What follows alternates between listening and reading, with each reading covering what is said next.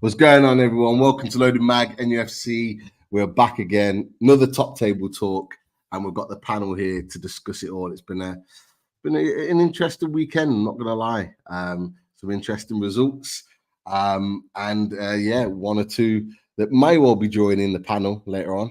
I think we've got some questions for. That is for sure. But look, big up to all the panel. Rom's making his debut. Liverpool fan. How you doing, fella? Big up, thank you for having me. Big up the panel, big up everyone in the comments. But yeah, it's a nice working with you, Steve. Obviously, I've worked with you on Potts' channel. And yeah, man, happy to be here and speak football as always. Definitely. And we'll definitely get into Liverpool. We seem to be flying at the moment, I'm not gonna lie. Adam, back again for another round of top table talk. I don't know if it would be as pleasant as it has been over previous weeks, and Charlie's doing really, really well to not be smiling right now. Well, to be fair, Pete, I should probably be bumped up on the top row after the weekend. I'll be honest. I feel like do I get? I guess this might be my last one after this next week because I top table talk. Do you do a bottom table talk? I don't know. We could maybe do a spin-off. Not yet. Yeah. Not a great weekend. Not a great weekend. We are definitely going to get into that. And of course, we've done a little swap around. Charlie, beaming right now. How you doing, fella? All good? Yeah, good, mate. Yeah, no, pleased to be here. It's been a while since I've been looking forward to watching the team play. And yeah, mate, things are going well. Mighty Conference League kicking off tomorrow night. Lots to look forward to, mate. Definitely. And of course, Potts repping Arsenal and 12th man. How you doing, fella? Great to have you on. Now, always, man. Absolute pleasure, man. It's going to be fairly short and sweet from me, Pete. Unfortunately, I've got a show at 7, but I'm here for it. And big up to all of you guys for being here as well, man. And make sure you're liking and subscribing, people. Definitely. Look, we'll start with you, Potts, from an Arsenal perspective. I'm not going to lie, I had to double take on Saturday afternoon when I saw that score change rapidly to 2-2, and I was like, I couldn't believe it. I don't know what you were like in the stadium, but is it one of them that you just managed to scrape by and just get through? How good or how bad was it? Like, talk to us. Yeah, the domination was there, man. We absolutely obliterated them in terms of football, but next thing you know, start the second half, you're 2-0 up, you're cruising. They put in a cross that hits Havertz and goes in, and then Justin James scores an absolute worldie, it's got to be said, or James Justin in it, sorry, scored an absolute worldie. I would say it's one of the best goals I've seen in a while. It was a superb cross and a great finish. It was a sweet strike. And then when you look at yourself, think, crikey, how we let them get back into this? Like they've not had a sniff. But I suppose the team never give up. And in the end, you can never really write off our set pieces, man.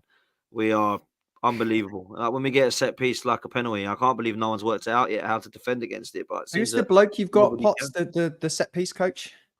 Yeah, Nicholas Yova. We got him from Man City. He's been phenomenal, mate. From defending points of views, from set pieces as well as attacking. Offensively, we've been superb. Declan Rice is brilliant with his delivery on the right and Saka from the left. It's just brilliant to see how this has now been a part of our game, which is something we haven't done for quite a long time, in my opinion. But the last couple of years, we've just delivered it. And every time we get a corner, I'm looking at Gabriel. Just where are you, mate? Can't be the only one who's doing that. He just looks phenomenal. And look, it wasn't him who got us to win in the end. It was obviously Trossard. A bit of a lucky kind of hit that hit Ndidi. And then we get another one of Havertz, which I was surprised actually that they called it or ruled it offside, because it was quite clear to me that Ndidi hit it into him, or was it James? I think hit it into him. So, look, 4-2 is a very convincing scoreline. It wasn't a convincing 3 points at 2-2 with 90 minutes on the clock gone. But trust me, we needed that win so badly with Man City dropping points, with Liverpool on form at the moment, and with Villa and Chelsea doing what they're doing as well. They don't seem to be going away. So I think we're in a position at the moment where we're looking pretty good. I still think we've had a really difficult start. I think we've got through a real tricky period of time. Villa away, Spurs away, City away, Atlanta away, PSG at home, all done within a matter of weeks. And to come up away from that period of time unscathed is pretty phenomenal, to be fair. And I don't even really think that Arsenal are firing yet. So to come away with what we have so far without even playing amazing football at the moment is pretty phenomenal. I will say that the whole 10-member holding the ball, Tony Pulis football has gone quiet again the last couple of games. I did say that was going to happen. We weren't going to play like that against Bolton, Leicester, and PSG, and we haven't. And we've won every single game. So look, we were convincing last night. Thought we were incredible. PSG, to be fair, as much as people were laughing at how bad PSG are, I wasn't for the kickoff because they've got some good players there. They've got a talented left-hand side. Barcola's a good player. Nuno Mendes is a good player. They've got João Neves in the middle now. Vitinho is a good player. So I'm not looking at PSG thinking, this will be a walkover. But it was pretty much game over by half time. We were so good. We absolutely smashed them. Like we delivered and we dominated. And that's what I wanted to see from Arsenal. I've been kind of not critical, but I've been kind of waiting for us to explode. And I felt last night we were able to do that. So look, we've got a couple of tricky games coming up after the Southampton and Bournemouth game. We've got Liverpool, we've got Newcastle away, Inter Milan away, Chelsea away, and then obviously Preston away in the Carabao Cup as well. So we've got 4 away games again coming up. We've only just got past all those away games. So yeah, it ain't going to be no break for Arsenal, that's for sure. But I was really impressed with us last night, Pete. Really impressed.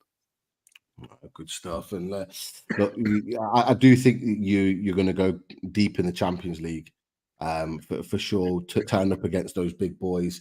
Look, Roms, you're nodding your head there. Are you been impressed with Arsenal, particularly in the Champions League, or are you seeing signs in the Premier League that there could be a dip there?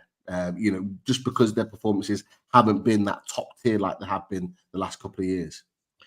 Do you know, I've just been impressed with them in general because a lot of people like Pots of Table say Tony Pulis ball and whatnot, but you don't really want to go to Man City and open up anyway. Like we've opened up against Man City and still not got the 3 points. So I think Arsenal doing that, there was no issue with it. I didn't have an issue with it last season as well.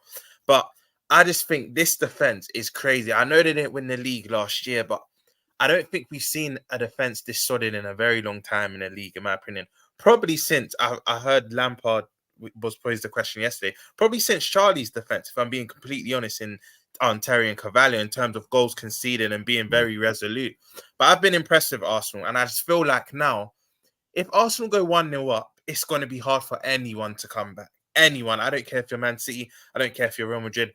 I just think it's going to be tough because you can say what you want about them going forward, but especially in cup competitions, if you've got a good defense and you just go 1-0 up, you can go very far. And I agree with you, Pete. I think they're going to go very far in the Champions League. Do I think they'll win it? That remains to be seen. Pedigree does play a big part in these competitions, and we've seen it. I think other than Chelsea and Porto and City in the last 20, 25 years, they've only been the 3 that have won it their first time. So normally it's teams that have won it before. So pedigree is important. But I've been impressed with Arsenal, man. And I think all of this, they're not that good attacking and whatnot.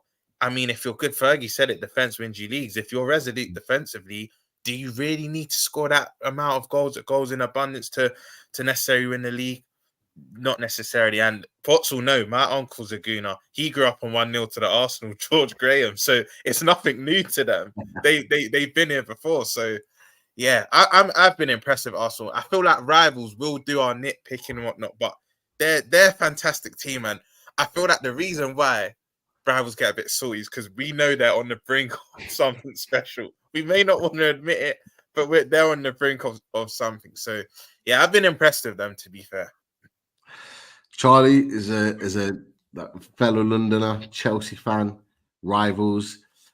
Anything positive to say about Arsenal, or do you think you? Oh no, look, they're doing really well. They're a top team. What Arteta's done there is good. They're building something. I think they look a little bit different to last season. On certainly in the early stages, I think they're a bit more efficient. I think they're a bit more prepared to, there's a bit more of a steeliness about them. I don't look at Arsenal and think there's really any weaknesses in that team. You could talk about, there's not maybe a 20 goals a season player in there, but as Rom said, do you when you concede such few goals and you only need to score maybe 1 or 2 to win a game, does it really matter that there's perhaps not that many goals in the team, or there's not like a guy that's going to bag 20? When you're conceding that few goals, I don't really think that matters too much. We've seen it with Chelsea over the years with Mourinho. We get 15 goals in one season and walks the league. Like, you can get away with not scoring that many goals. I also think it's a bit of a myth that Arsenal don't score goals. They scored over 90 goals last season, so I'm not really sure. I don't know where this myth comes from that Arsenal don't score goals. It's a bit of a strange one for me. I mean, like they didn't lose a title last year because they didn't have enough goals in the team. Yeah, they could benefit from maybe having a 20 goals a season player in there, but what they got going on right now is good. The defense is exceptional. The balance in midfield, I think, looks good. I think Marino's going to make a big difference in there. And look, going forwards, yeah, okay, Havertz is doing the business. Whether he can score the goals and lead Arsenal to the big trophies, we have to wait and see. But Saka delivers. Martinelli has had a bit of a wobble, but Trossard always comes up clutch. That there's good options there, and they're going to be right in the mix for all the big trophies. But the big question will be, as it always is, can they take that final step? Because all the ingredients are there now. It's just, can they take the final step? Adam, you were nodding your head there. You agree? Do you think this is the year? Do you think this has to be the year? Rodri out, De Bruyne can't stay fit. The team looking a bit shaky, particularly after coming to St. James's Park on Saturday. Not going to lie, got to throw that in there somewhere. Do you think it has to be this season that Arsenal win the league? I think I said that exact thing either last week here or on Potts' show last week. It does have to be this year. And Potts, you've said this a number of times, right? This doesn't mean anything till you win something. And it's all well and good. Everything's amazing. You've got this incredible defense. But yeah, until you win something, it's just, we're all just speculating. It looks like the year. But at the same time, it is a bit light up top. And I wonder where you think the squad is if you get an injury to a Havertz or someone else like that, whether that suddenly puts you into a position where it's like, actually, we're not going to be able to get too many goals. But as everyone said, I don't want to repeat what's been gone over. The defense is just amazing. I don't even know what your best back four is at this point, because you obviously didn't have Ben White against PSG. Is he even part of the best four, or is he now the fifth best defender? I don't even know how to do Timber's better than him now. That's what I'm saying. Yeah, I think he's got that locked up. No, so that's a nice problem. Unreal. It's a brilliant problem for Mikel Arteta. Look, we've still got Tomiyasu to come back, who I still believe is a good squad player to have as well. In terms of the first back four at the moment, I think it's Timber and Calafiori at fullback, and then I think it's Gabriel and Saliba.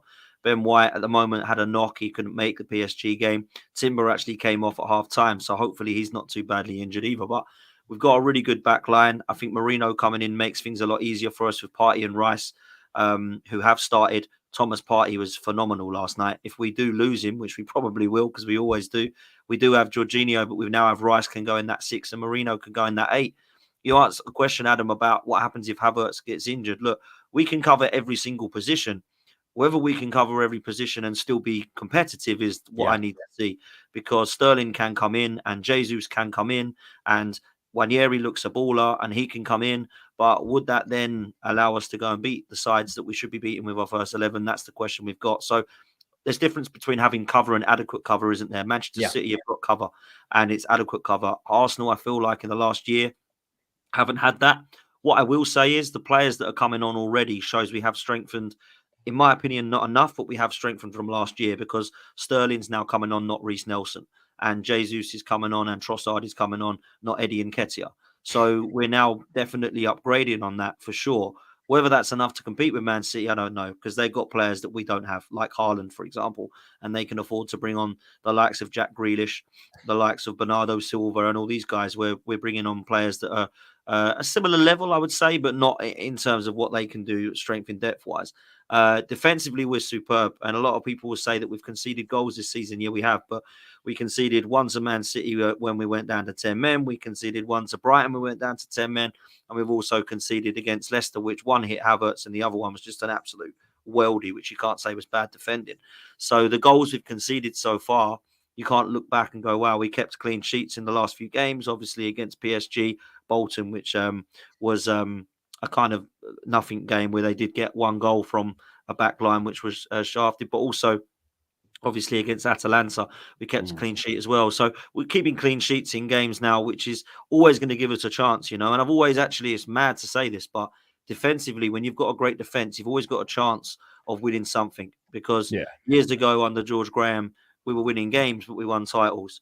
And if I'm honest with you, Mourinho, is conceding 15 goals. they were always going to win something. You know, it was mad. So I think for me, when you're, I can't compare this to Vidic and Ferdinand and Cherry and Carvalho yet with Gabriel and Saliba, but I think it's certainly the best in Europe at the moment. Whether that stays like that for a while, I don't know. But I am so impressed, particularly with both of those, because the amount of games they've played, they've formed an incredible partnership together. I think Saliba at the moment is the centre back everybody would take. If you give somebody money, it's the number one chart. They'd go for him over the likes of Van Dijk now and Diaz now and all that. Some of that's to do with age, but some of it is to do with most majority of it is to do with the quality, right? And I think Gabriel, for me, absolute monster from set pieces, but as a Colossus defender as well, I just think he's an absolute unreal monster at the back, and I think that's what we need. So yeah, look, Arsenal have always got a chance with the back four that we've got, and I think like you said, Charlie, about Arsenal scoring goals, 91 goals last season. I still feel personally we do need a striker, but it's not goals is not a problem. It's just that killer instinct. Against Leicester, we could have been 4 or 5s. Against Brighton, Adam will probably agree, we should have been 4 or 5-0 up. It weren't nothing to do with the Declan Rice sending off the reason we drew that game. We should have already been 4-0 up against Brighton when that happened. So that's where I'm at. Sometimes killer in the box, Jesus and Havertz aren't the guy, but they definitely can contribute in other ways. So just quickly, mate, do you think that had you got Sesko, that would be a bit of a difference maker for you if you'd got him in? I wanted Gyökeres. That was the guy I wanted. I mean, he's more expensive now, isn't he? Yeah, he is. Isak's my number one. Gyökeres was £84 million release clause. Yeah, they're probably not going to sell him for that now. Sesko, I'm still not sure on Sesko, if I'm honest with you. I think he's going to be a talented boy in the future. I'm not sure that is a needle mover for us right now, but I believe it would have helped us for sure. Would Sesko get us across the line for a title? It's yet to be seen, if I'm honest. But I look at what Gyökeres is doing, man. Mad. It's absolutely insane. But the guy was playing Championship football 2 seasons. Yeah, Coventry and Brighton reject, mate. Crazy. Yeah, he's rubbish. Yeah. I'm not gonna lie. It is mad. It is mad how good he is, man. I look at the stats. I think he's played 8 games and he's got like 12 goals or something. Yeah, he's a joke. Dan, do you know what I would say though? I feel like it's time, and I know you have, but it's time to give a bit more respect to Havertz, because I read a stat the other day. Since January, he's got I think he averages 1 in 2, and it's like I know Arsenal fans want that needle mover to get you over the line to win the league or the Champions League. You want that prolific 20-goal season striker, but I feel like we need to actually look at his body of work since the turn of the new year, and I think he's been amazing. I think it's time for rival fans to start admitting, and even some Arsenal fans, he's been a success. I know you've not got a trophy to quantify that, but if you just look at his body of work, he's justified the price tag so far, in my opinion. Look, it's mad for me because look, I was in the studio with Curtis, with Robbie, and with Turkish when we heard the news we were getting Havertz, and none of us went, "Get in." We all went, "You are joking. What the hell are we getting in for?" Like, that is an absolute. Well, Charlie was probably fist pumped. I had Lewis, I had Goonie, I have Matisse. They were texting me, "He's generational talent, Potts. You'll be fine." And I must say, he has definitely not been a flop at Arsenal. I know He's done well. He has done well, and last night he was our best player. Last night he absolutely dunked on PSG. He was phenomenal. Everything that he did. Look, when we put him in midfield, I thought it was going to be an absolute disaster. I actually said on one of my fan cams, this will go down as one of the worst signings alongside the Pepes and Mustafis of this world, because he was looking that bad, man, in the first few months of the season. And then we got that number 9 role for him, and he's basically scored 1 every other game. For us, he has been superb. He's much better than Jesus as well for the middle. He's a lot better. 100%. He's so much better. I mean, let's be real. Jesus ain't a striker, is he? Jesus is a wide man, in my opinion. Yeah. I don't look at him as a 9. I don't look at whenever he goes from, and he went through against Bolton midweek and he missed. He's one of those guys. But for me, I think Kai Havertz brings a hell of a lot more than Gabriel Jesus. I think his hold up plays better, his link up plays better. I think he's a wonderful number 9. I don't think he's a great midfielder. And perhaps that's where Arsenal and Chelsea were going wrong with him. But look, at the moment, I don't think Chelsea miss him. I don't think Arsenal look at it as a flop, and it's worked out as good business. And it's one of the only players that we can say that we've signed from Chelsea that's actually worked out, because over the last decade, it's been embarrassing, man. Like this obsession with buying Chelsea players needs to stop, in my opinion. But the Havertz one has worked out, man, for sure. Last thing from me, before I let you go, Potts. Well, two things actually. I think Gyökeres is a perfect striker for you. I think you should put all your money into him next summer, no Sorry, doubt quickly, about it. how mad is it, right, that Sweden's strikers are Isak and Gyökeres, by the way? Yeah. That's Yeah. mental. That's crazy. And you know what? Yeah. And it's interesting because David Cook put that in the chat. Gyökeres is coming in as Isak's number 2. We've also been heavily linked with him because they actually play together for Sweden. They play as two strikers. So Isak tends to play in the 10 role behind Gyökeres, and they've been. If anyone's watched Sweden recently, they have been smashing it. And those two together. I can't believe they didn't qualify for the Euros, man, because it's mad to think they had, because they got Kulusevski and Elanga as well as either side of them both. It's like actually that front four's cooking. Yeah, Elanga's on the bench for them. You don't even get on. That sounds like strong. They have that lad from Leipzig as well. I forgot his name. He's like a striker. Forsberg. Yeah, Forsberg. I think they got Lucas Bergvall, the Brighton player in there as well. AR in midfield. Yeah, Sweden will be qualified for major competitions. Yeah, they have to. But they will be now that it's expanded to so many teams. Oh yeah, you ruined the point, Charlie. But not bad to follow up Ibrahimovic with Isak and Gyökeres, though, is it? It's not decent. Exchange something in the water over in Stockholm. Last thing, Potts, before you go. Next games in the Premier League: Southampton at home, Bournemouth away, Liverpool at home, and Newcastle United away. Obviously you're not going to get any points at St James's Park, but 9 points for the rest. Yeah. Well, listen, I mean, I'm in a position just quickly on Isak Gyökeres. I think for me, out of the two, I would still take Isak because I just think he's unbelievable. But I think Gyökeres is more realistic in the summer if we were to go for one of them. It depends what Newcastle do this year for me and what happens to Isak. But if he signs a new deal, you've kept your baller. I think he's elite. You know I love Isak. I've always loved him, right? Yeah. When it comes to the games Arsenal got, look, it needs to be 3 points comfortably at the weekend. Southampton have been quite comfortably one of the worst teams in the league. So I think we need to be convincingly winning that by 3, 4, or 5. Real talk on the weekend at home. Bournemouth is never easy. Ramsdale. Yeah, that's going to be interesting to see how Ramsdale plays, because he'll get a good reception, that's for sure. But yeah, I just can't believe he's ended up at another team that is going to get relegated with. Well, they're talking about getting rid of Martin, aren't they? That's the news. Yeah, they reckon that after this game, if we beat them, he'll go, which I think is incredibly harsh. But, it's one of those. That's how ruthless football is now, isn't it? They'll probably go in for David Moyes or somebody like that. But, yeah, look, I think we'll beat them comfortably. Bournemouth away is never easy. It's always quite a tricky game, I feel. I think they've got such a good manager in Iraola. Love their style of play. And Bournemouth don't really have any elite ballers, but as a team, they just seem to be able to deliver. They're very cohesive, They are, man. They're very hard to break down. But I do fancy us to win there. We've done well there the last few years. Look, then it's of course the big one. We've got Liverpool at home, and I mean I heard Simon Jordan today saying that Liverpool haven't really been tested, and I kind of agree in the fact that Liverpool's fixtures have been okay-ish for the start. I mean none of them are easy, right? But we're going to see what Arne Slot and Liverpool are like, in my opinion, by this kind of mid-November time, because their fixtures, Roms, your fixtures are mad coming up, right? That's a joke. Yeah. I think, starting with us, it's going to be difficult. At home, we always have a great game against you. So I expect that one to be close. But I really want to go to St James's Park and take 3 points, because last season, obviously, we went there. I had a great time because it was my birthday, so we lost and I just got pissed. But it's actually my birthday week. It's actually my birthday weekend again. It's the exact same weekend. It's fallen on again this weekend. And obviously the VAR incident last year to make it 1-0 was a massive turning point. But also the mentality of going to these grounds. Villa Park, I wanted 3 points. I wanted to win at Tottenham. I wanted to win at City, and we nearly did. And the other 2 grounds I want to go to and win at Anfield and St James Park. So for me, I need to be getting good results from these. And these are the ones where you look back and go, yeah, Arsenal already, or Arsenal aren't. So massive few games coming up, man.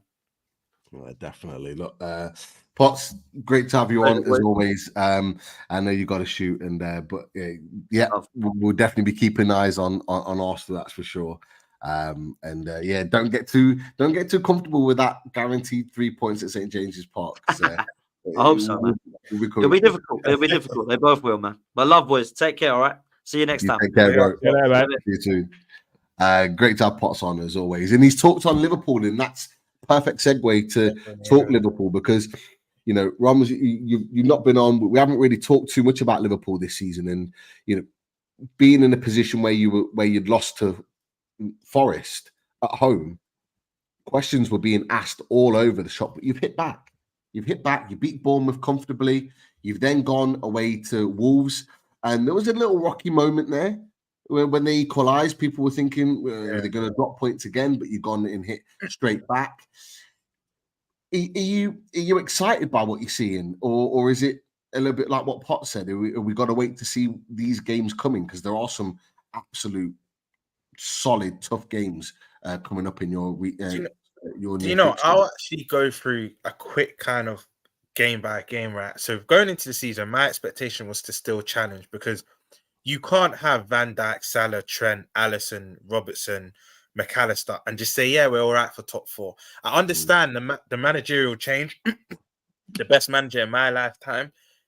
I think a lot of rival fans thought it would be kind of the aftermath of like when Fergie and Wenger left and we'll fall off a cliff. Difference with Fergie and Wenger and Arsenal United at that time, they didn't really have a good structure. We still have that structure. So I knew we wouldn't have a fall from grace. But going into season, I said we still need to challenge. Do I think we'll win it? No. But I think anything third or below will still be a disappointment to me, because we still got world-class players at our disposal. Now, we going against Ipswich. I knew that would be quite fiery and rocking. First game in the Prem after 22 years or whatever it was. But then we were poor the first half, but the only positive was it can't get any worse than the first half. And I knew we would end up winning that game. I knew it would be quite tight. Then we played Brentford. I think we were fine from start to finish. Every team's going to have their spell, but we're fine. And I was like, you know what? The first 2 things I noticed about Slot compared to Klopp, because you're going to get the natural comparisons. I know people say don't compare, but you are. Like, it's only natural too. We're more defensively solid, where Klopp played a system where it was kind of gung-ho, everyone presses. In this system, McAllister and Gravenberch kind of protect our back 4, and we have 4 pressing. So you have Szoboszlai, Diaz, Jota, Salah, or whether it'll be Nunes. We have 4 that press and 2 that protect the back 4. So if we do get turned over, or if another team beat the press, we've kind of got that security. Not just our back 4, we've got 2 players instead of 1. It would be Fabinho by himself. And to add to that, you would have a Milner and Henderson that were also aging around him. So that season where we finished 5th and we just kind of fell off, we kind of clawed it back towards the end. You'll remember, Pete, you lot and United were ahead of us, but we're trying to close the gap. But we left it too little, too late. But the main difference is we're defensively solid on the Slot. But my main test was United, because say what you want about Manchester United. I wish Dan was here for this, but say what you want. We've gone there with better teams and still not got good results with Klopp. Even the season we actually won the Champions League and the Premier League from 2018 to 2020, we didn't beat them at Old Trafford. So say what you want about them, that was the litmus test for me. And I'd say they had a good first 10 minutes, but for me, from start to finish, we battered them pillar to post. And I was like, you know what? This manager could be the real deal. Then I go up to Forest, my first home game of the season, thinking, 3 points banker. That is rule number 1. Never in any game, I don't care if they're battling relegation. There's no guaranteed 3 points in the Prem. You could say it maybe in other leagues, but there's just not. Anyone can turn up on their day and beat it. And that's exactly what happened. We played that game like we had already won it. And then you get is it Rocky? Were the first 3 games just a fallacy? But I was just like, sometimes when you're on the ground, you can see the players were going through the motions. They thought the game was already won. Slot was to blame, because I think some of the tactical changes, he went to a back 3. He took off both our fullbacks, knowing that Elanga and Hudson-Odoi had come on. He took Trent off, took McAllister off. We just lost control. That game was on the players, but on him as well. But I just said, you know what? Let me not panic. Football fans can be very fickle. It's doom and gloom. No, the next game against Bournemouth, we got back to winning ways, kept a clean sheet. This is one thing people don't speak about as well. You can give Saliba, Gabriel, and Arsenal's back 4 their props, but statistically, we've been the best defense in the league. We've only conceded 1, yeah. 2 goals, 2 goals. 2 now. Yeah, Wolves. Yeah, 2, yeah. Wolves and but I know what you mean. Before this weekend, it was only the 1 goal. So say what you want about Arsenal, because I think people are backdating it from last season, but we've actually been statistically, factually, the best defense in the league. We beat Bournemouth 3-0. Also, to chuck in AC Milan in there, that was also a big test, because to go to the San Siro for anyone it's quite tricky. And first 10 minutes again, a bit uncomfortable. But then what I love about my team this season, when there's a bit of adversity during a game or we're under the cosh, we just get through it and then we just have control till the end again. And I love that on the slot. I'll say the weekend just gone. You said earlier in the show, Dave, that it was a bit rocky. For me, the scoreline suggests it was rocky. But if you actually were from start to finish, I never really felt they were going to score. And if they were going to score, it would be off a mistake, which actually happened. Because for me, we just weren't ruthless enough. That game should have been about 4-5-1. And 2-1 flatters to deceive, because other than the Kanate mistake and him and Allison having miscommunication, they didn't really hurt us. Do you know one player that came on and gave us a bit of trouble was the Forbes guy? And it's got to the point where you check where they've been at and shocked. They've been at Man City. So he came on and gave us a bit of trouble. I think he hit it wide and he was in the build-up to the goal we conceded. But for me, I think the Wolves game was quite controlled. I think from start to finish it was controlled, but the scoreline suggests otherwise. So my assessment of 6 games, 6 or 5, yeah. Six. Play 6 or 5 games. Six games in. I'm impressed with Slot. I'm not gonna get too ahead of myself and say we're definitely gonna win the league and whatnot, because as Pot said, our next 5 games, Crystal Palace away. We've got Crystal Palace away. We've got Chelsea, you after the break straight away at Anfield. Yeah. Then Arsenal. Then we got Aston Villa at home. No, Brighton away. So I think we've got you in a cup. We've got 2 games. Yeah. Yeah, and then we've got Aston Villa at Anfield. So our next 5 games, we're really going to see what our team's about. Yes, it's been a sublime start to the season. Top of the league, 2 goals conceded. One against AC Milan. Hopefully we win in an hour's time. But I think our next 5, if we get about minimum, I'd say 11 points out of these next 15, these next 5 games, we come out unscathed, I think you could really... I think even our fan base, because it depends what type of Liverpool fan you speak to. I'm quite objective and I keep my feet on the ground. But I think even the ones that are quite measured will even start to believe, you know what? We can do something this season, because the next 5 games... Oh, and to chuck in Bayer Leverkusen in there as well, the champions, they come to Anfield and we go away to PSV in that mix. So our next 8 or 9 games are really tricky and you're really going to see how far we've come. But Pete, to answer your question, I'm loving Slot right now. Top of the league, I can't really complain. I'm looking at your fixtures. I'm going to read them out. So the next one on Saturday, Palace away. Always a bit of a tricky fixture for Liverpool. It's not always a guarantee. Then you got Chelsea at home, massive game. Even bigger than that. Afterwards, you could argue, away at the Emirates. Then after that, you got Brighton at home. Then you've got Villa at home. And then we go later into November after the international break. Southampton away, Man City at home, Newcastle away. That takes you into December. That is a monster level of fixtures. Like, to be fair, like, look, Adam, I'll come to you. Like, you look at those fixtures. If they come through that and they're still in the top 2 or 3, you got to say they're right in the mix for a title run, surely. Yeah, and look, when the people on this podcast were, giving Liverpool some stick a couple of weeks back, I stood up for your team a little bit and tried to say, I'm not necessarily worried about them. I think this idea that you've not really played anyone just yet, I do buy into that, right? And I think these next few games are going to be massively instructive in terms of how it's going to play out. None of us know anything about our team so far just yet, right? It's been 6 games. This can be completely different in 5, 6, 7 games in the future. But you look at who you've played, and you would expect you to basically win every one of those games, right? I know it's never a given, but you would have expected you to win every one of those games.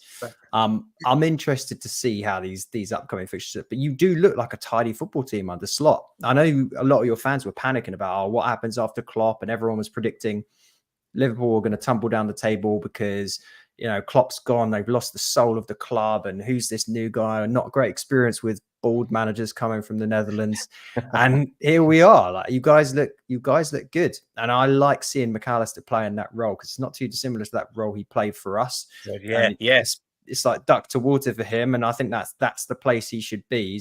He's been really impressive this season from what I've seen of him as well. So, yeah, I mean, I'd be interested to get your thoughts though on what you think Salah's going to be like throughout the rest of the season, just because Do you think he's the same player as he was? And do you think he's going to be able to push you over the line?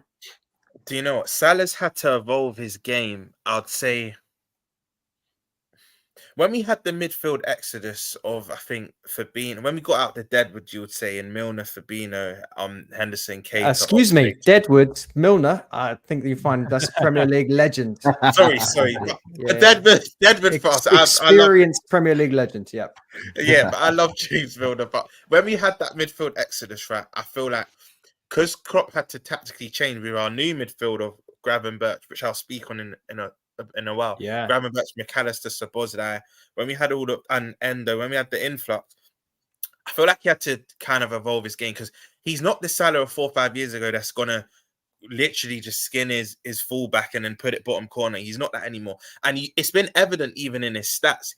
His assists have gone up. He's always had good assists, to be fair. Goal scoring record, we already know where it is, but recently it's gone up even more because he's playing more as a touchline winger, so he's more of a facilitator now in terms of the inside forward, I would say. But to answer your question, I still think he will put up decent numbers, and I still think he'll have a good season. And this is the main reason why I think this will happen. He's had AFCON the last 3 seasons in a row, I believe. Yeah. And when he comes back from AFCON, a lot of Liverpool fans won't want to admit this. His numbers are fine, but his performances, they falter, they fluctuate. 1 week he's there, another week he's here. And I think he actually needs this break and not going to Africa because playing it, I've never been to Africa, but friends that have, that the climate there is crazy. Playing football out there is crazy. I think if he can just have a clean season for us, because I think we get the winter break, don't we? The 2-week winter break where he would normally be playing in the international tournament. I feel like he'll still have a good season. I've kind of accepted that this is probably his last season. We've not done anything as a club to suggest otherwise.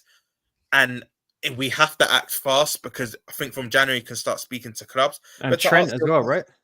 Yeah. That's what I was going to say, worries Ron. me. Like, how many worries me. out of them 3, Salah, Trent, and Van Dijk? Obviously, like it would be a disaster to lose all 3 of them on a free. How many of them do you think are going to leave at the end of the season? Because this is quite an important moment for Liverpool, isn't it? In terms of like going forward, all 3 can still contribute. Obviously, Trent is probably the one that you'd want to keep the most. But I mean, how likely do you think that like all 3 of them could leave? Do you think that's a possibility that you could lose all of them? Possibility, but I've stuck to this opinion. I think 1 out of the 3 stay. Liverpool fans, if you're watching, brace yourself. I think Salah leaves because, listen, legend of our club. For me, he is our greatest Premier League player. Of course, Gerrard means more to us, but the proof's in the pudding. He won the league for us. He's won everything there is to win. So for me, he's won everything there is to win. If he leaves, we can't really begrudge him. And for me, it's the same with Trent. Now, the reason why Trent would hurt, he's one of us. He's in his prime of his. He's not even entered his prime. He's 20. I'll say your prime is that probably 26 now, isn't it? Yeah. 30. Yeah, he's slowly entering it. But again, Liverpool legend, won everything there is to win. He started in our team as an 18-year-old. But us as a club, we don't do anything to match his ambitions. We don't surround him with the best players. We've always kind of been like this. We will make a superstar, but we won't really buy one. And I think Bellingham being his best friend, he was kind of chilling with them with most of the room. Just scored this summer. And wasn't there a clip of him signing a Madrid shirt? Or have I just made that up? Exactly. There was a clip of him signing a Madrid shirt. And I just believe if he was going to stay, he would have signed already. There's some people that I speak to that I make contact with that actually know people inside the club. And apparently it's a done deal that he's staying. We're going to announce it soon. I think the opposite. Until I see it, I can believe it. But I just think he's achieved everything. And sometimes you just want a new challenge. The one I think that actually stays is Van Dijk. I think we give Van Dijk a 2-year extension. I think he's stays. 33 now, is he? Yeah, but you know, centre backs and keepers it's all right, have more longevity. Yeah, do you know what I mean? They tend to can play a bit longer. Well, it was Silver, innit? He was still smashing it at 39. Look, exactly. So, like, 39. Maybe not quite smashing it right at the end, but yeah. Yeah, at the end, I think he folded off. But I'd say Van Dijk stays. But for me, Salah and Trent leaving to replace. For me, you can't replace either of them. You can get players that are good, but what they both bring to our team and even the Premier League, you can't replace them two, in my opinion. You just can't. So they're the two I think leave. Of course, I don't want it to happen. God forbid it happens, but you can't really begrudge either of them. Salah, I think, will accept more. Trent, it would hurt more because he still has his best years ahead of him. Still has his best years. Yeah, no, I agree with you, mate. I'm surprised that someone like Trent, one of your own 25, that at this point where he's coming up to the last 6 months of his contract in January, that this is not already done. Surely it should have been a priority like 1 or 2 years ago. You know, if you want to lock down your best players, I know everyone takes the piss out of our massive contracts or whatever, but you want those players locked down. Like, I'm surprised he's not locked down. Do you know what, Charlie? You're spot on. For me, it's gross negligence because do you remember Arsenal back in the day when they would let Van Persie? Oh, no, their man is all left. Yeah, they would run it down to their last year. Then they're having to sell them for peanut. I know. Then again, the game was a bit different then because 20-30 million was at the 60-70 million now. It was still big money. But do you get the idea? For me, we've got 4 world-class players left, and that's Alisson, Van Dijk, Salah, and Trent. And the fact Alisson has 18 months left from January, but the fact our 4 world-class players we've let run down to the end of their contract, it's poor from the club. It is generally poor from the club. That you're bang on, Charlie. They should have been sealed a year or 2 ago, and now we're in this situation where they all want big money, and they all deserve big money as well for what all 4 of them have done for the club. They're literally the core of our team, including obviously older players as well, like with your Fabinhos and Manes. But them 4 have been integral for us winning everything. So the fact we've let it get to this point, it's upsetting. And like I said, I genuinely, Alisson's leaving anyway because, like I was speaking to Pete backstage, Mamardashvili, he's been singing his praises. The fact that we've loaned him for a year and he's going to come in next season, I think we've already, as a family, so we've accepted. Alisson will probably leave, probably go to a Saudi. I've heard Inter Milan are sniffing about as well, and a few other clubs. But Alisson will probably get 20-30 million for, especially if he goes to Saudi. But in terms of the other 3, it hurts, Charlie. To be honest, it just hurts. And Alisson will sell, but for me, Van Dijk's the only one that stays. I think Trent and Salah, they're gone in the summer, in my opinion. I hope I'm wrong. I think losing I know why you want to keep Trent, because obviously his age is a Scouser. He knows the club inside out. I completely get that, but I don't know if you guys agree that without Van Dijk and Salah, you lose so much. That's a ridiculous chunk taken out of that team. It doesn't matter who you replace. Well, it's two key players in the spine of the team over the last 4 or 5 years gone.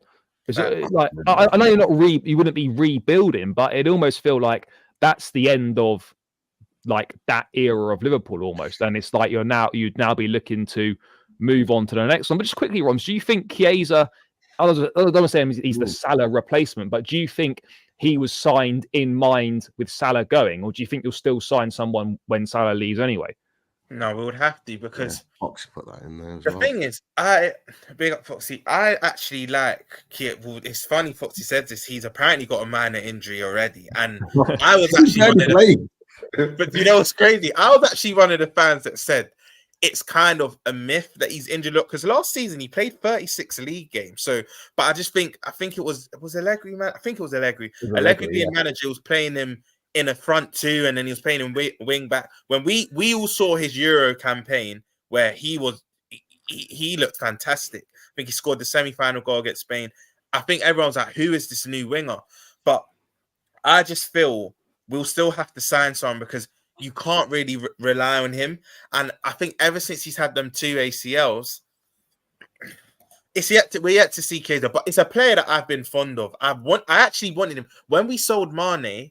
That was January 2022, just before we bought Luis Diaz. He was actually one of my front runners before we signed Luis Diaz. I've always liked Chiesa, so this signing kind of meant more to me than the average Liverpool fan, I'd say. But his injury record over the last 4 or 5 years, it is a bit of a worry. Although he did play a lot last season. And to answer your question, Charlie, we'll still have to replace Salah. I know Mbeumo's being thrown out there. Bakayoko from PSV is being thrown out there. There's a few players that are, but none of them are Salah. We'll just have to accept that we're going to have a natural downgrade. So I think we'll still sign a right winger, Charlie, to answer your question. Big up to Daz joining us. I know you. Hey, everyone. Yeah, nice to meet you. Hope you're Nice, well. nice to meet you, Rami. Nice to meet you. How do I pronounce your name properly? Oh, it's Ramel. The one's just more of a Ramel. Twitter handle. It's Ramel. Yeah. Thank you. We'll I tell you what, we'll do a little bit of Newcastle last. We'll do Chelsea and Brighton together since they played each other, and They share a lot in common. Yeah, little streak from Adam says that he doesn't quite want to. You seem quite comfortable talking about the other clubs, and then we come to Brighton, and it's a different situation. But look, Charlie, we'll start with you. You've got to be happy with what you're seeing at the moment from Chelsea. I mean, that I think me and Daz, we were watching the game because we were talking about it as the game was on, as the goals were flying in, and look, we both said, Daz, didn't we? Chelsea looked like really, really strong at the weekend. But from your perspective, Charlie, you've got to be happy with what you're seeing. That was a blitz. It looked like against Brighton. Is this Chelsea stepping it up now, stepping into sort of turbo drive? Is this what you expect from Chelsea moving forward, mate? I mean, look, it's no doubt that the start of the season's gone better than I think most Chelsea fans would have thought, and I think most fans of other teams would have thought. I think, Maresca's come in and he's made a really good start. He's managed to get his blueprint on things early. You can see the players are adapting to his style of play. You can see the identity. You can see what we're trying to do, clear patterns of play and whatnot. We look really dangerous going forward. Sometimes, most times we go forward, you feel like we're going to score. We've got an embarrassment of options there. Defensively, we still need to work on that. I'm not convinced by Robert Sanchez, never have been.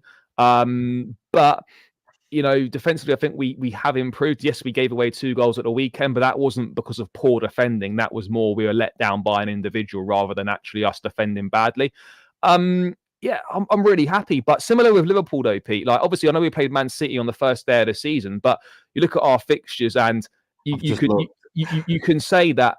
Look, the tough games that we've had, by away at Bournemouth, away at West Ham, grounds that we've not done that well at in recent years. To get good wins there and not concede is great.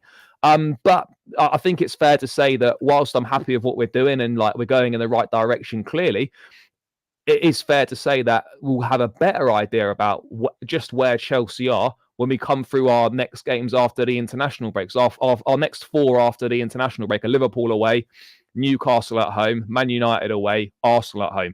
Those are our next 4 in the league after Nottingham Forest this Sunday. So that's when you're going to find out more about this team and kind of how far we've come and sort of how good we actually are. But in terms of where we're at right now, honestly, mate, I can't complain. We couldn't have had a better start to the season. Other than the Palace draw, where we probably should have won that game. We missed a couple of opportunities that we should be burying. We couldn't have had a better start to the season. So it's just nice to speak about Chelsea in a positive way again, rather than the doom and gloom what has kind of been over the last couple of seasons. We're doing really well. We're an exciting team. We've got so many goals. I almost don't mind who plays in attack, because whoever plays is delivering and doing the business, and it's a really good position to be in. People talk about, and I've questioned it in the past as well. People talk about what's the plan with this recruitment and whatnot, and some of it doesn't make sense. But when you see the squad now, and you're in a position where you've got Felix, Nkunku, and Pedro Neto on the pitch, on the bench, and you can bring them guys on to change a game. No one else in the Premier League is bringing that quality off the bench. No. They're not, and that's going to be a big difference for us. And I know, obviously, we're playing in Europe as well. Certainly in this opening phase of the Conference League, because we've got such good squad depth and such quality in depth, mate, we can play a different 11 on Thursday, and it's not going to make a difference for the Premier League on Sunday. Like, I think we're definitely contenders for the top 4. But as I said, though, I don't want to get too carried away after 6 games, but it's definitely heading in the right direction. And it's heading in the right direction because other teams and other fans are now starting to take notice of us. Chelsea look, quite decent. They could be doing something here. We're having a lot more control of games. And there just seems to be, more of an idea at Chelsea and more of an identity, which has been lacking for quite a long time. So yeah, mate, I'm really happy with what's happening right now, and I'm pleasantly surprised as well. Definitely, yeah. We'll just run through those games coming up, because you did say it was a similar situation to Liverpool. You got Forest at home at the weekend. Then you, after the international break, you're away at Liverpool, massive game. Home to us, to Newcastle, but then it's not on the fixtures. Away in the cup, yeah. We play you. We got you at St James in the cup. Then you go to Old Trafford. Then you've got Arsenal coming to you, and then to end off into from November into December, you got Leicester away, and then Villa at home. So yeah, big run coming up. It is. So you're definitely in a similar situation there. That is for sure. Go on, Dad.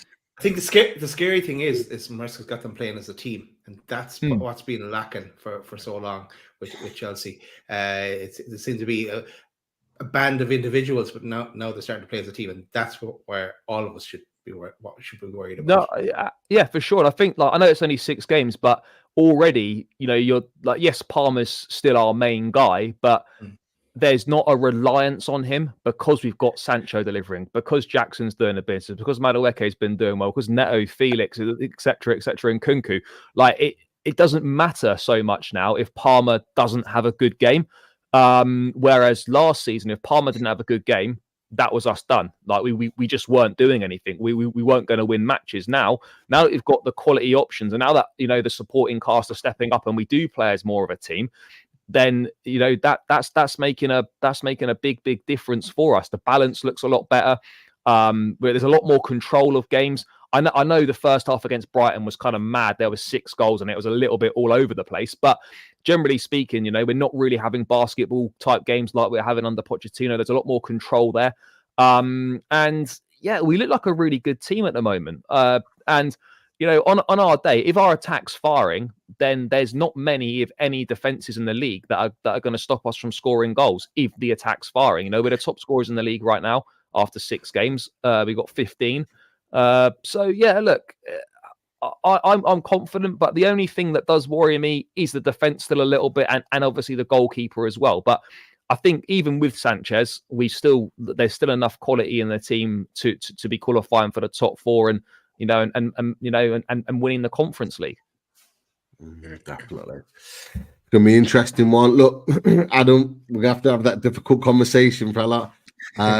Not great, not a great performance from your boys at the weekend, or should I say, not a great defensive performance from your boys at the weekend. Like, talk us through your emotions watching that game. Like, were you shocked by it? Were you angry, frustration? What was it? How bad was it for you as a Brighton fan, mate?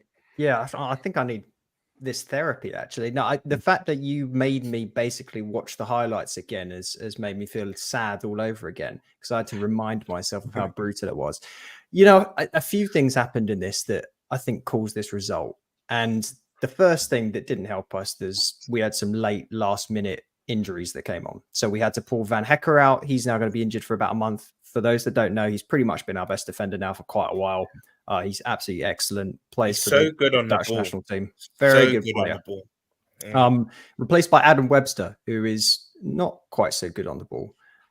We also lost Joel Veltman at right back, so we had to play Ferdi Kadioglu first game, as in his debut, starting. He is very good going forward. Going backwards, not quite as good.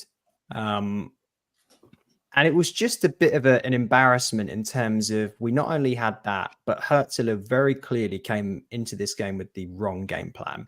Yeah. He basically just decided to come in and say, let's play suicide ball. And I think I said this last time around, like Ange Postecoglou tactics with a seagull painted on the front of it. That's basically what we did. Very clearly, Maresca set the team up to capitalize on that. And every time Chelsea got the ball, when we lost it up the pitch, threw ball over the top.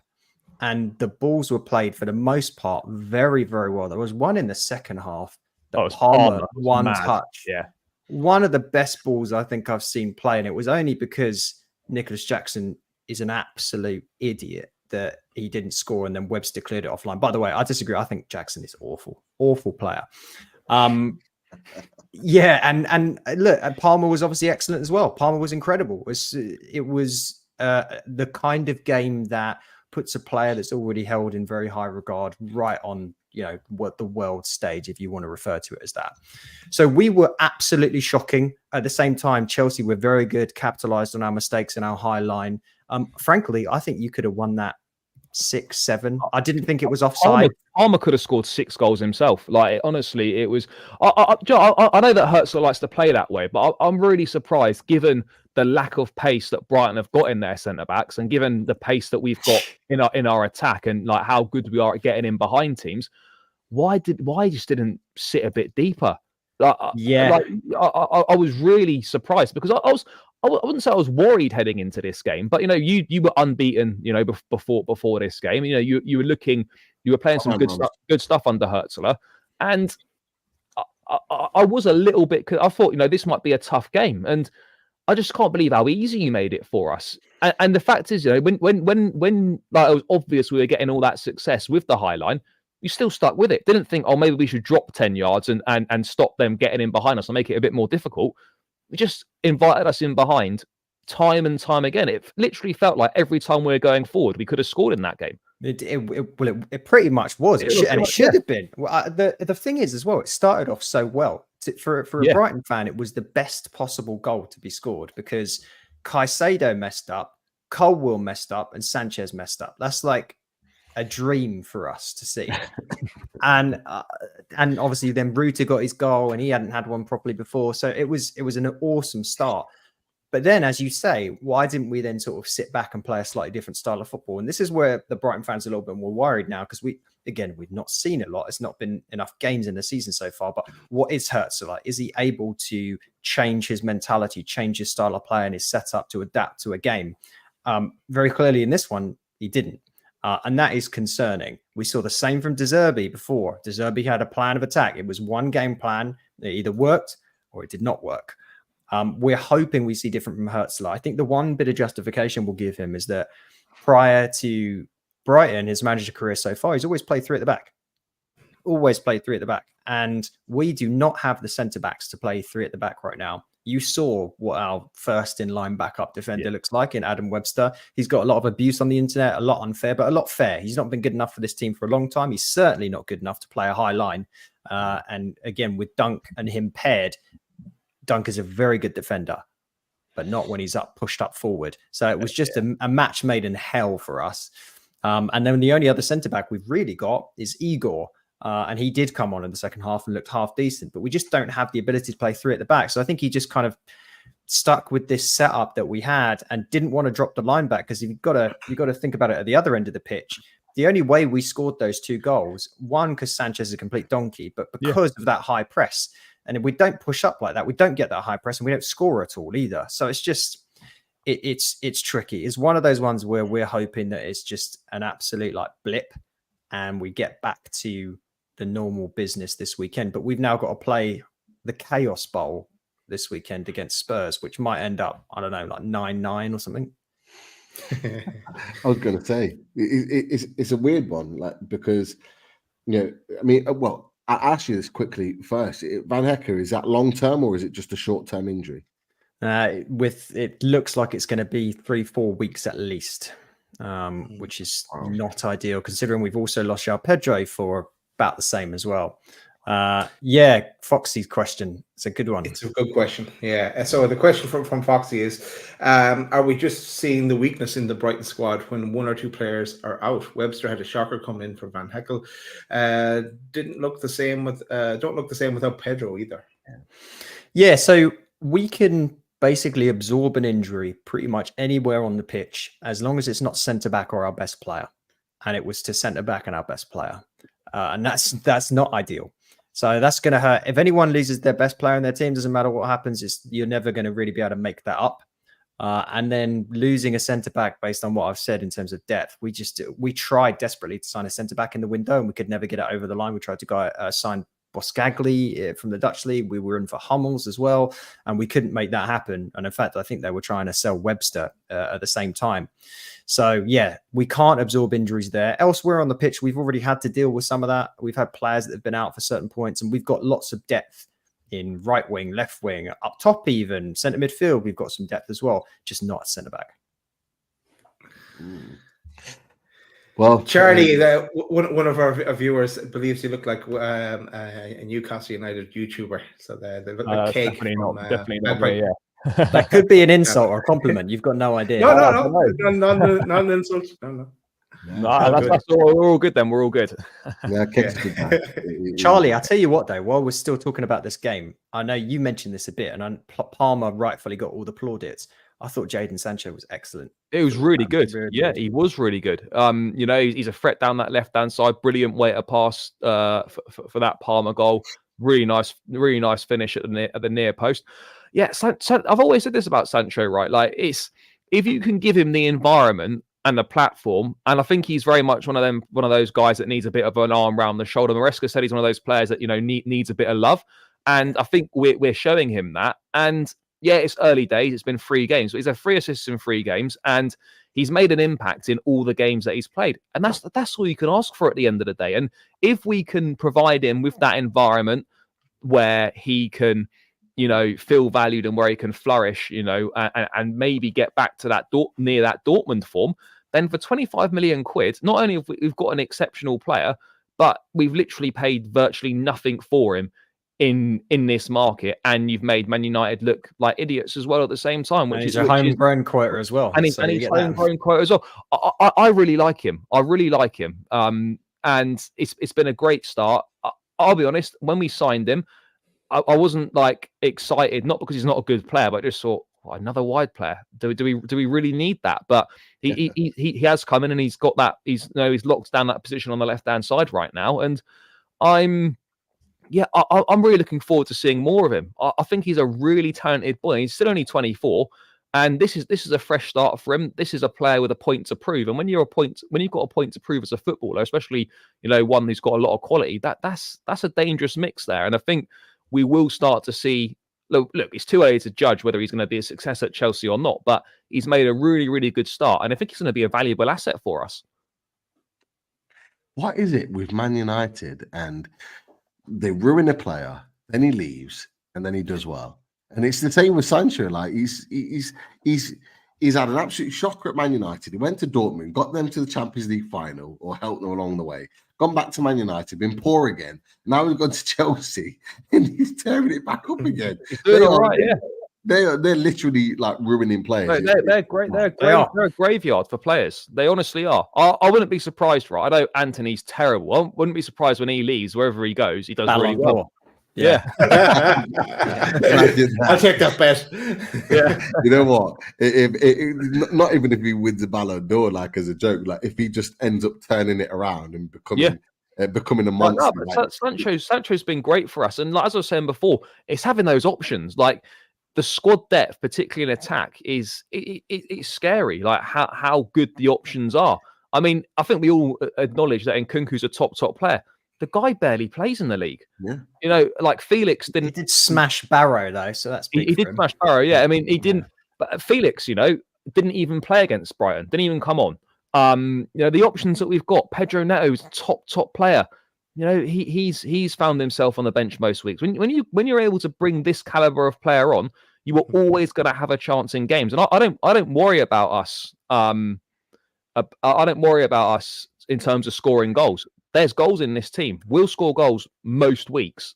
You know, we create a lot of chances. We got good attackers. So, look, I think we're in a good place at the moment. Yes, as we said, you know, we're going to find out more about this team, and we're going to have a more accurate indication after the international break when we play the likes of Newcastle, Man United, Liverpool, Arsenal, and whatnot. But as far as the start goes, I think we're looking really good, and teams are starting to take notice of us, and I think teams are slightly feeling a little bit worried about us as well. This is the team you expected last year, right? That we expected to see. And yeah, I would say so. Yeah, it's not that much different. It's not. You know, we've added Neto, Sancho, and Felix, but it's still the same. It's the same squad pretty much. You know, not much of the first 11's really changed. I mean, Sancho's starting in the first 11, but in terms of the first 11 from last season, that's the only change. Yeah. I said to Don at the beginning of the season, and he thought I was joking, but I was being serious because we're just looking at the type of players that you were signing. I said third should be your target, and I said if you don't get third or fourth, that's a massively disappointing season. And it might be putting pressure on you, and I know you've been kind of a little bit reserved in your response today after such a big result, Charlie. But for me, you've got that team, and you've got that team. I agree. We need to get in the Champions League. We have to. Yeah, no- You've got goals from Yeah. all over the place. Yeah. You kind of, I mean, we scored. Newcastle scored a ton of goals last season, and we almost relied on it to get to that position where we were fighting for European football. We also conceded a lot, but we had to be good goal scorers. You're being good goal scorers, but you're also being tidy at the back as well. And you haven't really bought massively big names in to shore things up there. And you've got a dodgy keeper that you're having to be mindful You're of welcome. too. Yeah. And I just think when the players that you've mentioned with the likes of Felix and whether it's Sancho coming off the bench or whoever it is, when you're looking at that firepower that could come off the bench at 60, 70 minutes and completely change a game if needed, like that is too much power for you not to be getting Champions League. No, I agree. We have to. Like for me, I said at the start of the season, the expectations are win the Conference League and come in a top 4. We need to do that. Obviously, the club's not going to fold if we don't come in the top 4 or whatever. But you know what it's like. We're 2 years out of Champions League now. You know that could easily become 3, become 4, become 5, and then you've got problems because the players that you've signed on, and the project you've sold them. Part of that project wasn't you're not going to be in a Champions League for 3, 4, 5 years. We need to get in there as quickly as possible so we're not giving players that thought, oh, actually, maybe I'll be better. I want to go and play on the biggest stage and whatnot. And they might be thinking, oh, wonder that's going to happen at Chelsea when that's going to be. And it needs to be this season so we can avoid having those potential conversations. But look, everything's there now. The talent's there, the squad's there. Now it's just about putting it together. Can we do it on the pitch? Because everything is there now for us to qualify for the Champions League and for us to sort of move forward to getting ourselves eventually, maybe in the next 1 or 2 seasons, back to challenging for Premier League titles. I think it's nice that you can still do it the old-fashioned way, like bring in a good manager, bring in nice English players, spend £1 billion over about 8 years, and then get some good football. Like it's just nice to do it that classic old-fashioned Cinderella story. You know, it's beautiful. I mean, you've got to win, right? You just can't spend that much money and not win. We need to win. Like, I don't think any Chelsea fans would say otherwise. We need to win. And yeah, it's not, the last 2 years haven't been great. There was an improvement last season, but it's not where we wanted to be. We should have come in the top 4 last year. We missed out by 4 or 5 points at the end. We should have come in the top 4. The quality was there to do it. The start of the season cost us that. We picked up 3 wins on our first 10 league matches. That's why we didn't come in the top 4 last year.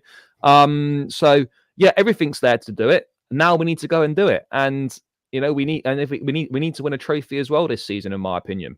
Is Mudryk awful, Charlie? Just sorry to butt in, but is he how bad is he? I don't think he's bad. It's just it's not happening for him. Like the ability's there, the talent's there. But there's only so many times you can keep saying that when the performances haven't been there. Maresca's asked about him a lot in press conferences, and look, he played well the other week in the cup when he played. Yes, it was only Barrow, but he done reasonably well. He's had opportunities in the Conference League against Servette. He done okay in those games. He's one of those players that everything's there, but the penny just hasn't really dropped yet. And you get the feeling you're not really sure when it's going to happen. Like he's one of them players where it could just suddenly happen and he just goes on a mad run and he shows everyone how good he is. Or it could just be one of those guys where it simply doesn't work out for him at Chelsea. He goes elsewhere and he does really, really well. I've got no doubt in my mind that he'll be a really good footballer somewhere else if it's not at Chelsea. And right now, it's not looking like it's going to be at Chelsea. I do believe that he's basically playing for his Chelsea career. We've got Esteban and Kendry Pires coming in next summer. Those attacking areas are absolutely stacked. And 1 or 2 players will have to leave to make room for those lads. And Mudryk, unless he can go on a madness, is going to be a prime candidate to leave next summer unless he sorts his format. So the talent and the ability's there. I don't believe he's bad, but it's just not happened for him yet. Off topic, but an interesting fact nonetheless. From listen to this as Sky Sports News and on lunch break today, and Chelsea play Ghent, I think, on Thursday. Yeah, tomorrow. Yes, but Edgar Gudjonsson's son is playing for Ghent against Chelsea. So, is he? Yeah, so interesting. A Chelsea legend. I saw Good Johnson score a goal against Newcastle. That was my first Like, Newcastle Good game I went Johnson to. He was a good player. He was a good, He was really, unreal, really yeah. underappreciated. Really underappreciated. Played for Barcelona for what? 4, 5 Yeah, he years played for after that as well? Barcelona.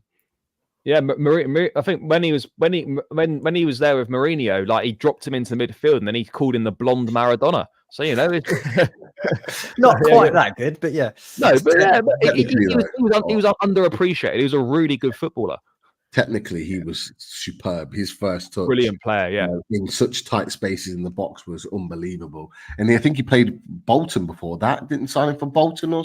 yeah, he come from somewhere. I think he definitely like played that. for Bolton before. Yeah, I think he did. Wasn't sure if he signed him from there, but yeah, top player. So great fact there, Daz. That'll be definitely for the Go channel. now. Maybe Keep he'll an be eye there out. tomorrow. He might be there tomorrow night. Who knows? Yeah. I'd imagine so. Well, I know you got to shoot in just a second, Adam. But just really quickly, one word on Newcastle United. Not many people thought we'd get anything against Man City. We had, to be fair, we've talked about it, Daz, on our review. We had a really good game plan. I thought that was your best performance of the season, It was. Absolutely, hands down, and important to bounce back from what was a shit show against Fulham. Like that was, you needed that response, and it was a good response. definitely, 100%. And without look, Isak, no recognised striker Gordon playing up front and Tonali's first start. So yeah. Oh, what's happening to this Asula kid? Like, what's up? He hasn't even played, has he? Did he play last night? last He night. played last night. Is he a genuine option to play through the middle or not really? he's not ready for it. No, No. you know, I think he needs. I think we get to January. If we bring in another striker in January, I'd send him out on loan to get like Wilson's still injured, is he? Social League or something. Wilson will be still back in. after the international break. Luckily enough, back when we play with Brighton. He always scores against us. I hate him. He always scores against us. No, I'm not happy about that. I'm also not happy that you ruined my Haaland fantasy captain. Like you should have conceded a couple more. Like that's my main takeaway from that game. But no, you guys. I mean, that was a great performance. I'm not excited about playing you guys because it feels like if that is the game that turns things around a little bit and you guys start to find your form a bit more, it's going to be a horrible time to play you. And your game for us is right in the middle of our like fixture list from hell. So we're probably going to be fairly beaten down at that point as well, but we'll see how the Spurs game goes. Yeah, definitely. Minter's good for a goal though, won't he? He'll score. So there's at least that. Oh, don't say that. Don't say that. That'll be the worst. Inevitable. It's inevitable. I was surprised he didn't start against us. I was surprised by that. He's not been amazing the last few games. I know someone asked this earlier in the chat. Is an incredible start to the season for him, but I guess it was against Everton, so most people would start. I know this is a bit off topic. Why isn't Adingra playing much? I've always liked him. I've always thought he was good when I've seen him play. Yeah, he's pretty much. It's either him or Adingra that's playing on the right wing at the moment. Because neither are gonna. Adingra wants to play on the left, but you're not going to drop Matoma. No. So that's why he's playing there. So we're kind of interchanging between both of them, but neither of them might get a game soon because we've got Brajan Gruda back in training, who we signed from the Bundesliga, who might well start at right wing potentially at the weekend. If not, he'll probably come on as a sub at some point and maybe features against Newcastle as well. But yeah, Minte, super quick, but he's got to have a little bit more than the speed, and we've not seen enough of that yet. There's a good player in there, which I know you guys know as well. Definitely. Ansel, I know you got to go. Pleasure as always, mate. Cheers, always fun. We'll definitely get you back on soon, mate. Top man. Charlie, I hope next time I speak to you, it is a slightly different result. Cheers, everyone. Yeah, well, mate, that'll be next year, won't it, for the rematch? Yeah, we need about a year to recover. So it's all. Bye. Top man. Look, just with Newcastle, Daz, do you think that people are, underestimating sort of Newcastle's performance at the weekend? There seems to be a lot of talk about Man City and their drop off, and we know how good they are. But Newcastle were good on Saturday. Newcastle won the game. Yeah, Newcastle were excellent on Saturday, and Charlie alluded to as well. Everyone knows. I wouldn't. It's not a once off either. But they need to go and do the business now the weekend, Goodison, and get the job done. Away from home again, it's still debatable how we're going to perform this year away from home. We've seen glimpses, but we need to put in a solid performance again, just to prove it to everyone, I think, and ourselves what we can do. Like last night, much changed team for the cup game. Plenty of action, but not many goals. it would have been nicer to finish it off earlier. We could bring on a few more. Then we did have to go to the bench to give everyone a run out. Nearly pity Alex Murphy didn't get run out. I was hoping he would, but well, surely we have enough to tackle Everton. Chris Hall will never hear the end of it if we don't. So hopefully. And fingers crossed we get through the next round of the cup. So we might as well talk about that, because that's gonna be a monster 2 or 3 games. Two games in 3 days, and I think we play you on the Sunday. And then we play, and then we come up to St James's on the Wednesday. Yeah, massive. Mate, you'll be looking for some revenge in the League Cup after we binge you out on penalties. Well, yeah, I hope so. Yeah. And mate, I'll tell you what, mate. Our record at St James's is pretty bleak recently. Mate, I've been up twice now. A couple of seasons ago, the last game before the World Cup, where we were absolutely dire and lost 1-0, and Willock scored. And then last season's absolute monstrosity, and then I had to sit on the floor on the train all the way back from York as well. It was a bad day, mate. Bad day at the office. Seriously bad. We have got a good record against you. Yeah, mate, at St James's, really good record. Mate, I can't remember the last time we won there. Our record is dreadful. But equally, Daz, and you'll know this, our record at Stamford Bridge is not good either. Mate, have you beaten us at the Bridge since? Was your last win there the madness from Cisse? I think it might. Surely we've beaten you since then. At Stamford Bridge, I'm not sure. I'm not sure if I can't remember. I don't remember all the games, but I think it might. That could be the last win at Stamford Bridge. I think you could be right. Which would be, and in the chat knows, let us know. Yeah, I don't know. I think it could be. I don't know for certain, but I don't really recollect many other wins at Stamford Bridge for Newcastle. I don't really remember losing that many home games against Newcastle. I know last season it was like 3-2 in the end, wasn't it? But I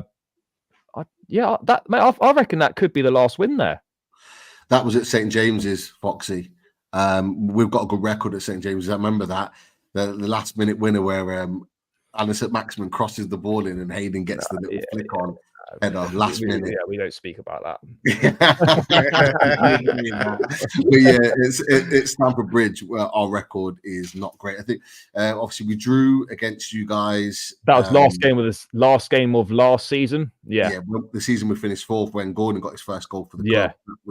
That was it. I was there for that one. But other than that, in terms of winning in the Premier League, I can't think of another one. I reckon it might be that one. That was that was Pardew days. Yeah. And the one that Foxy was on about is the one here where Shola got the last minute header. I think it was like a 4-3 game. I think that was in the Carabao Cup, but I can't remember, Foxy, whether that was before the Cisse goal or after. It might well have been after, so you might be right, but I can't remember off the top of my head for that one. But look, just the last point before we wrap, Charlie. Obviously, you guys are flying high. You're up there, and you've got your sights set on Champions League. You know, from a Newcastle perspective, looking at Newcastle from the outside in, you know, where do you see Newcastle going this season? Like, have you seen enough to say we can be fighting for whether it's the 5th, 6th, 7th spots in the league? Have we kind of solidified that in your mind? No, but I think you're going to be there or thereabouts. I think a big thing is how fit can you keep the players, because you know that for me. The squad, I'll be honest, the squad depth, in my opinion, is not the best. You know, it's very much there's the 11 and maybe 1 or 2 from the bench, but then after that, the drop off in quality is quite big. So I think if you can keep players fit, that's going to be a big plus.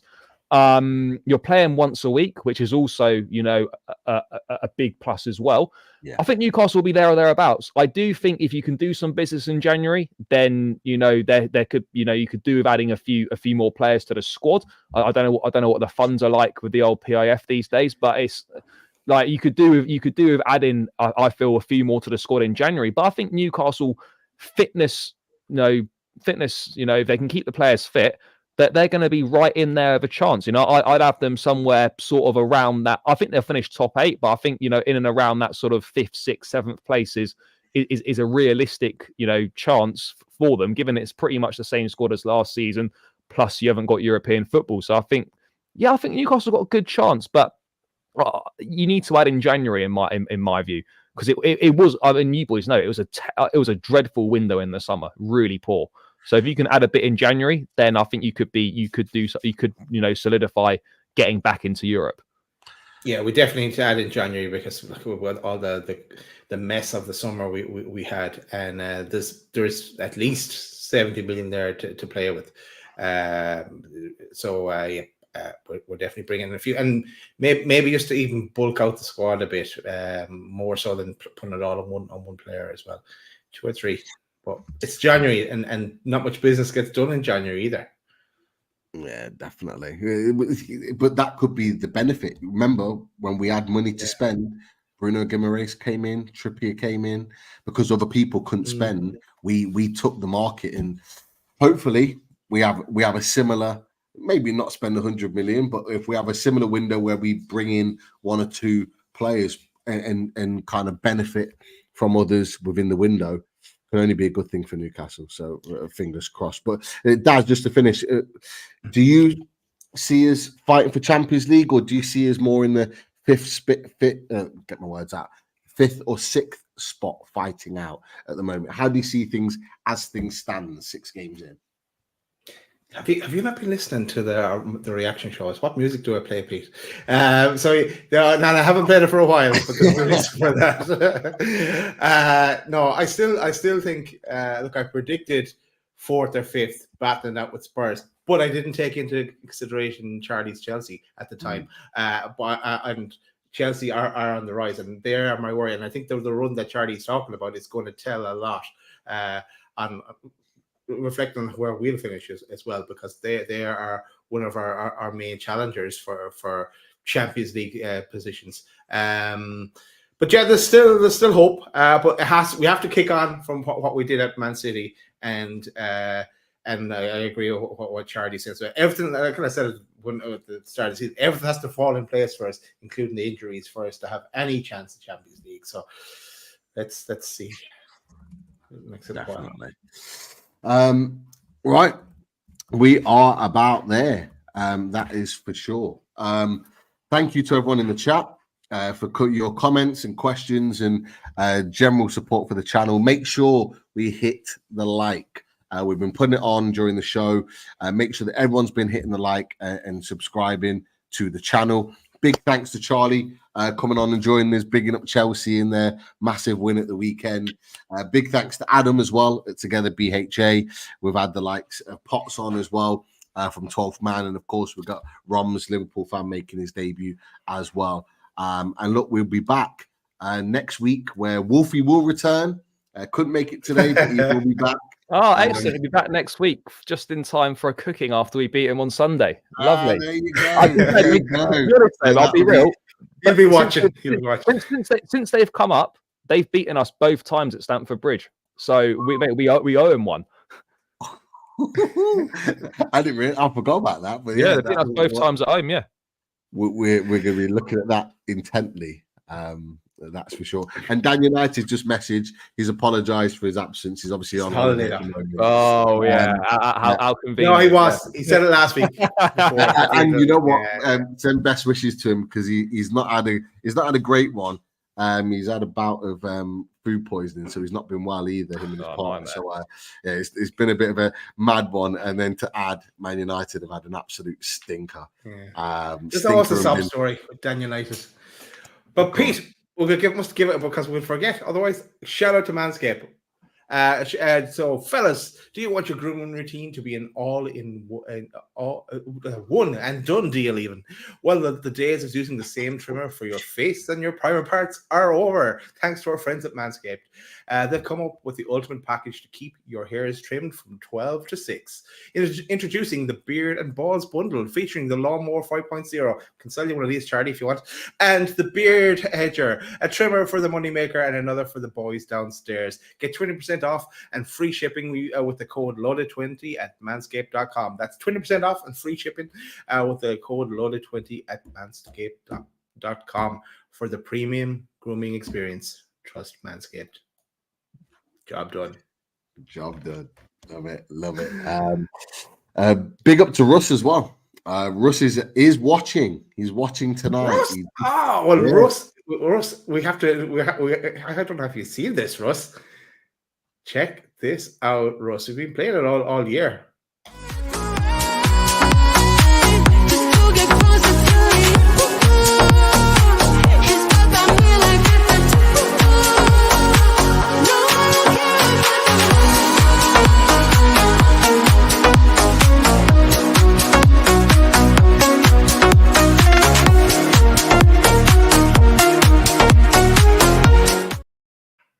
Yes, and we've been scrolling across the screen as well. But for 20% off, we use the code LOADED20. Contact Russ at theradiatorshed.com. Our telephone on 077-666-04112. Hope you haven't changed that number, Russ. We've been directing people to you for a long time. That's it with the ads, Pete. That's it. Wrap up, done. We'll be back again next week with another Top Table Talk. Hopefully, we'll be celebrating a win at Goodison Park, and Charlie will be cooking Wolfie after another 3 points. Could be a Michelin star cooking if it goes well. Absolutely, definitely. Love it. You guys take care. We're out. Kiss that badge.